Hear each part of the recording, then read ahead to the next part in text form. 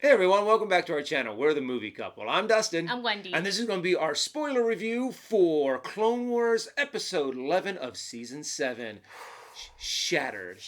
And I have to admit, we were super excited about this episode. Oh my because we know that this is when everything goes down.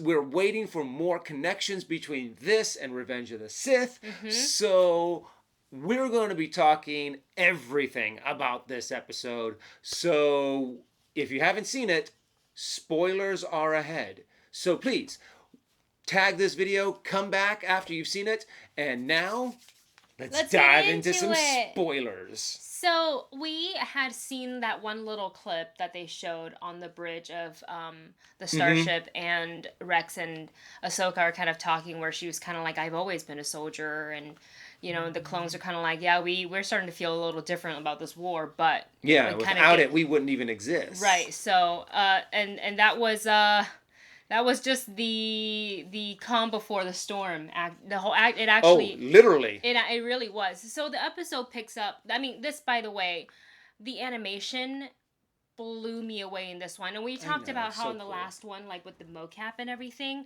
how detailed everything looked. This one, because it was so intense, and it really comes down to the confusion of Ahsoka when she was like, well, what's happening? Because they do execute Order 66 in this episode, to the little things that we picked up with like Maul and Rex, and we're going to talk about it in this review. It's so good, but I like that they kind of give the whole, like, a little farewell between Bo-Katan and Ahsoka. That was actually really cool, and they bring out Maul in that technically, I guess it's a Jedi prison, because back to when the Mandalorians were fighting the Jedi, they had to have something to lock up Force-sensitive people. And it's funny because she was like, my sister outlawed them. And she was like, well, how'd you get this one? She's like, this is the last one. I was like, well, it's a good thing somebody kept one for Maul.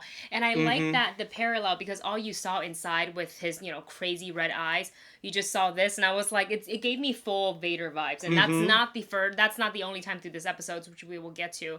And also the fact that when he breathed, they animated the fog in there. So it showed that he wasn't just, breathing normally. He was breathing heavy. And it sounded like Vader. It was like the anger. Yeah, and it sounded like Vader. It's so good. It was a really cool scene. And you can feel the tension that Maul is exuding. Yeah. When they push, even though he's fully locked up, you still have everyone going, that guy's like, they know how dangerous he is. And they were like, just hovering it on board. Yeah. And then you have this really cool conversation between Bo and Ahsoka, and they say their farewell. And I felt like Bo, there was a hint of like sadness, like I don't think she knew, I don't think anybody knew about it, but maybe, I don't know, maybe it's just the aftermath of a war. Yeah, well, and also it's that she talked about that, like, all she's known is war. And that's kind of the theme with a lot of the characters. That's all Ahsoka's known. Yeah. That's all Bo has known. And the clones, that's too. all the clone has known. And it's kind of, when you see the aftermath and you see just you're constantly seeing all of this death and destruction, and you're just like, when is it going to end? Yeah.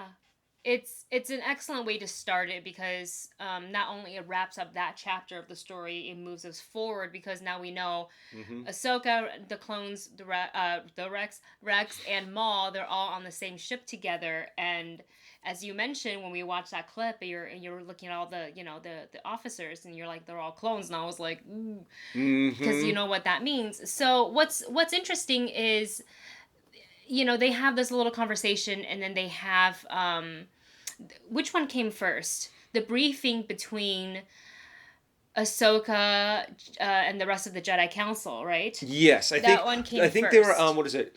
Ahsoka was outside with Bo. Rex comes in and says, hey, they're on the council meeting. That's right. Is Master Anakin there? Is Master Skywalker there? He said, well, he was there when I left. Now I So, want which to made watch you think, the oh, okay, Revenge he's of the not going to Sith. be. Yeah. I gotta watch because you can like really play. Somebody's gonna need to make a fan edit of like the movie and these final 4 episodes and stitch them together so we can see all the different time frames. Well, not only that, when she walks in and they're talking, I'm not 100% sure because I have to go back and watch the Revenge of the Sith. I think that's the exact dialogue that Mace Windu, Yoda, I can't remember the other guy's name, Yeah, the other two. And the other two Jedi Masters. I think that's that exact. Those are lines from the movie. Well, I'll say this: we did watch the credit at the end, and they did credit Hayden Christensen and Samuel L. Jackson. Yes. And it did say like something with I don't remember it because it was like a couple hours ago that we watched this, but it said something about like using like the film or the film stock or the voice from this. Yeah. And also Matt Lanter was also listed under that. So there's in the credits of the final scene. And I don't know if you want to screen cap it or something like that, where we can go back and take a look. But up top, there is like all the voice actors for this episode. So it's like Ashley, Katie, Sam, Tom, D. Bradley Baker, everybody, right? And then on the bottom part of the second half, then it said like film voices or something like that. I'm paraphrasing because I can't remember. And then it said Samuel L. Jackson's Mace Windu, Yeah. Hayden Christensen, and then it said Matt Lanter, who also voices Anakin. We know that their voices are in it because of the flashback that they had, that Ahsoka had, or not the flashback, but that's why I think sensing it. That could be from the hollow scene that you were talking about. Could be from the film too, because they did. I don't know they used it again, but I feel like it just sounded so much like Mace Windu. Yeah. Well, I mean, maybe what he might would have done is for the one where he was in the what is it called? When he was in the hologram, I think that might have been the actor that does Samuel L. Jackson's or Mace Windu's voice in Clone Wars, him saying his lines. I mean, and then the when voice matches are when she sensed what was going on in the Force. That Samuel L. Jackson from the movie directly. Yes. So I'm not sure. I think the actor who does Samuel. The actor who voices Mace Windu for the Clone Wars was credited. Yes, and he did those lines because I think it would have been a little abrupt having Samuel L. Jackson's voice, and then when those lines end in the movie, because he then turns to Ahsoka. Which, by the way, let's talk about that moment for a second because they were exchanging information, and Yoda, being Yoda, who is just like all about just full of love and teaching moments. He's kind of like, oh, and you are not a Jedi, and she was like, I'm a citizen. So then Mace Windu later used that because she asked a question. He's like, well, that's not information for you to know, citizen, or something like that. Yeah, he really stressed that word, citizen. And in our reaction, I was like, ew, okay. A little bit of She only fought how many wars with you guys and saved you guys' butts a bunch of times. And now you're like, bleh, and so they all go sign off or whatever. But he's the Master Yoda. He stayed. He stayed. And I love the fact that he still called her a Padawan. And that's still like, I still accept you. Yeah. Even though some of the council may not. Yeah. And of course, that's what Master Yoda is. He is supposed to be, the ideal Jedi in a sense. I really loved all the parallels we got to see in this episode between this and Revenge of the Sith. We also got some. Let's see. I'm trying to go forward. Okay, so after that whole scene, they go back on the bridge, and it's Rex and Ahsoka's conversation, which is like so almost bittersweet because basically what comes next. We'll just get into it. There was a briefing. And he's like, and Rex says to Ahsoka, hey, do you want to come? She assumes that it's going to be good news because prior to that, when she was talking to Mace Windu and Yoda, they were saying that Kenobi was already engaged with Grievous. Yeah. So she's probably thinking, oh, we're about to win that was war. after he had actually killed Grievous. Because they said in there that, once Grievous... Either once Grievous has been defeated, or they said with Grievous's death, if the Chancellor does not give up his powers, we're going to have a problem. So basically, she's thinking we probably have won the war. Yeah, that's what she was thinking because she truly believes in like the Jedi and like and either way, the war's done. The war is done, and if it comes to, and she doesn't know like anything about the Chancellor, so if she without knowing all of that, she's kind of like, did Maul tell her? Oh, but she told her, but she doesn't really. She knows about Sidious, and she knows that Anakin has been like tasked to observe him. She and about the apprentice thing, but I think maybe in her mind, she's, she just fought this long, hard war on Mandalore. She captured Maul. She's thinking, all so far she's gotten is progressive news, and it comes to one person surrendering. She's like, well, all right. She's not really realizing how involved Anakin is in all of this. How important he's in. Where was I going to with this? So That's okay. So they go to the briefing, and she's like, no, you go ahead. And she kind of has her moment. And that's when she hears all these voices on the bridge where Mace Windu falls to his death. And she was like, oh my God. And that's when she goes to Rex, like, Rex, something's wrong. And that's when we see Sidious in hologram execute Order 66. Yeah. And you're just actually, if that happens, the Palpatine exits that briefing, then Ahsoka enters. Correct. So that moment was just incredible because you see, obviously, the switch flip for Rex. Ahsoka obviously having no idea, and you see Rex try to fight it. Like, this is not normal. What is happening right now to me? But the order is executed because of the chip in their head, so they follow it. And that moment was just so incredible to me, where you see his hand shake, he's fighting, he drops the helmet, and he actually orders the other 2 clone troopers to stay back.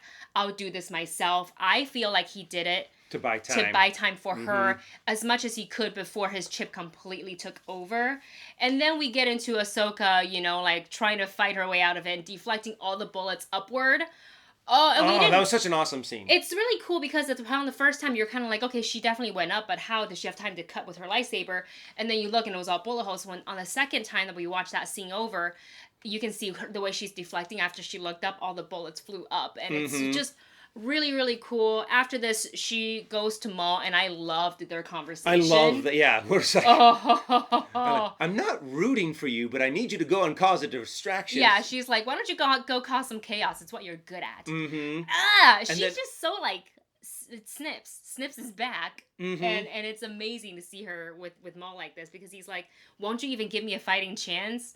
And at first he was like, oh, you're here to join me. She was like, get over yourself. No, I just need you as a diversion or diversion. And I love that part. It's like, give me an offer. Won't you give me a fighting chance or equal fighting grounds or something like that? And she was like, I'm not rooting for you. Basically, I don't care what happens to you. Yeah, but you're out, go do things. But I have to admit, those moments where because they went and focused on Ahsoka a little bit, but as Maul starts making his way down that hallway, causing I'm just chaos. Like, oh yeah. Did it not give you Darth Vader vibes from Rogue One in the hallway where he was like, boom, boom, boom, boom. I mean, minus lightsaber, but it was like the Force, and when the door closed on that one trooper and you just saw the arm, and that was brutal. My God, yes, more like this, please.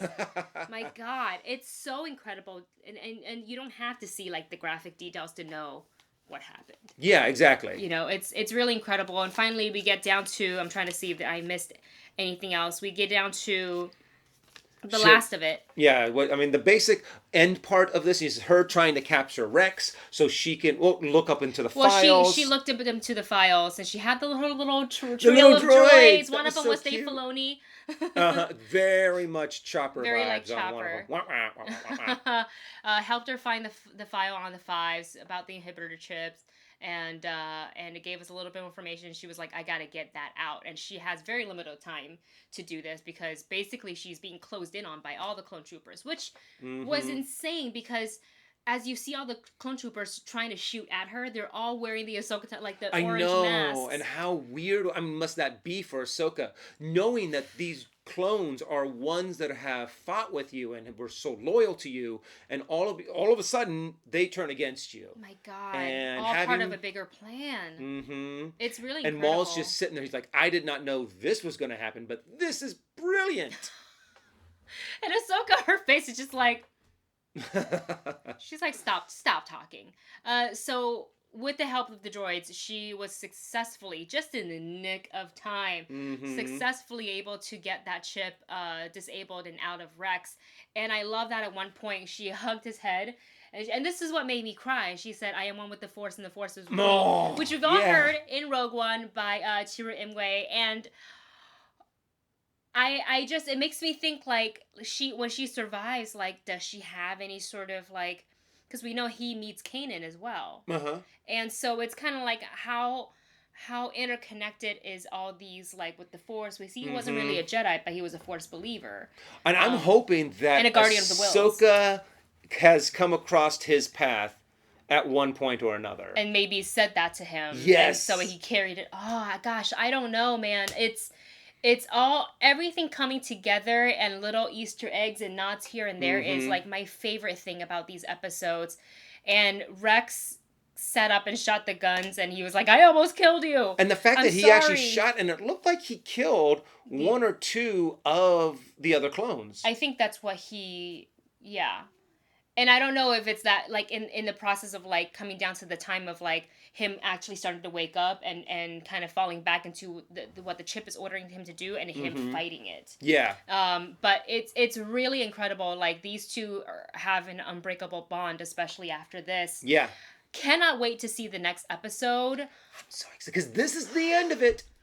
This is... I'm so sad and so happy at the same time. I know. It's so good. And the next episode comes on Monday, on May the 4th, so we don't have to wait very long. Very true. I'm very excited because we're going to get that as a final episode. We're going to get a ton of other Star Wars content to watch, like Disney Gallery, The Mandalorian's coming on that day. Of course, there's going to be tons of shopping. My wallet doesn't know how to handle it, because I feel like I'm going to... Well, I know the one thing that I'm going to get. Those are the Ahsoka Tano mouse ears. They're going to be expensive, so that's probably the only thing I'm going to be able to get. But we'll see what else is available and see if I can adjust accordingly if I need to. But this episode, there was just so much. And, oh, one more thing before my camera's seriously about to, like, overheat and die. Right in the beginning, when the chip activated, and Rex said, when he held the guns and he ordered the other two troopers to say, stay back, he had a single tear. If you zoom in on his face, single tear right here coming down.